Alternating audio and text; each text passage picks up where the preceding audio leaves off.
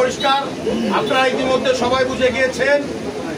ফরিদপুর জেলা, ফরিদপুর শহর এবং সদর 3 আসনে যদি কারো বিএনপি করতে হয়, যদি কাউকে ধানের শীষে নির্বাচন করতে হয়, তাকে অবশ্যই চৌধুরী নায়েব ইউসুফের ছত্র ছায় এসে, তার সান্নিধ্যে এসে ফরিদপুরে বিএনপি এবং ধানের শীষের অনেক বাটপার, অনেক দালাল, অনেক বেঈমান অতীতেও আমরা দেখেছি।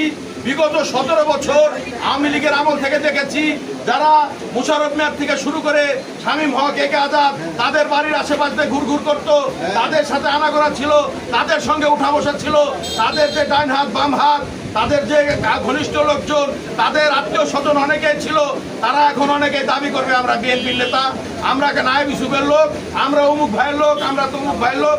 এই ধরনের বাটপাল দালাল সারা জীবনই থাকবে দলের মধ্যে। আপনারা এতে কোনো রকমের প্রভাবিত হবেন না।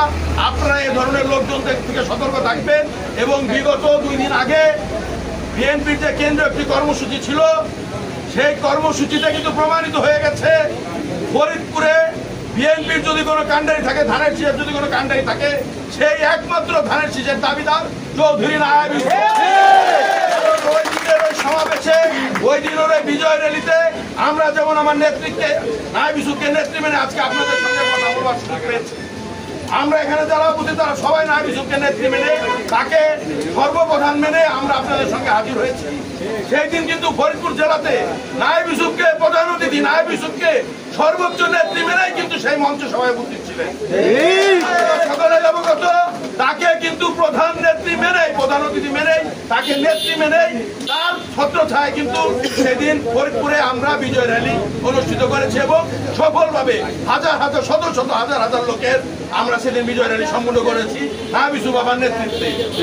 যারা ছিল তারা সকলেই নায়েব বাবার অধীনস্থ, তারা সকলেই নায়েব ইউসুফকে নেত্রী মেনে রাজনীতি করে এবং ভবিষ্যতেও ফরিদপুরের এই সদর 3 আসনে বিএনপি এবং ধানের শীষের রাজনীতির সঙ্গে যারা যুক্ত থাকতে চান, যারা যুক্ত হবেন, সকলেই চৌধুরী নায়েব ইউসুফের ছত্র ছায়ায় তার সঙ্গে কাঁধে কাঁধ মিলিয়ে তার নির্বাচন করবার অঙ্গীকারবদ্ধ হয়ে সকল ভুল ত্রুটি তার কাছে ক্ষমা চেয়ে, আমাদের নেত্রী অনেক দয়ালু, তিনি ক্ষমা সুন্দর দৃষ্টিতে দেখবেন আমি আশা করি, সকলকে তিনি ক্ষমা করবেন। ঐক্যবদ্ধভাবে ধানের শীষকে, দেশনেত্রী বেগম খালেদা জিয়াকে, তারেক রহমানের হাতকে শক্তিশালী করবার লক্ষ্যে, নায়েব ইউসুফকে বিপুল ভোটে জয়ী হবার লক্ষ্যে আমরা সকলকে আহ্বান জানাচ্ছি। ঐক্যবদ্ধভাবে সকল ভেদাভেদ আহ্বান করে আপনারা আমার কাছে আসুন।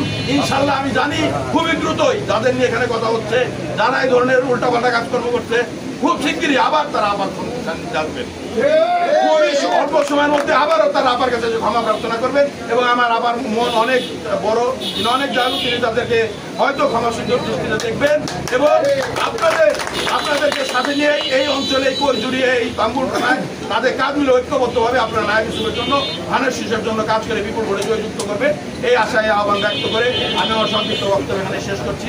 বাংলাদেশ জিন্দাবাদ, জাতীয়তাবাদী স্বেচ্ছাসেবক দল জিন্দাবাদ, নারায়ণের অহংকার তারেক রহমান জিন্দাবাদ, আমাদের সকলের প্রিয় নেত্রী নায়েব ইউসুফ জিন্দাবাদ, জিন্দাবাদ।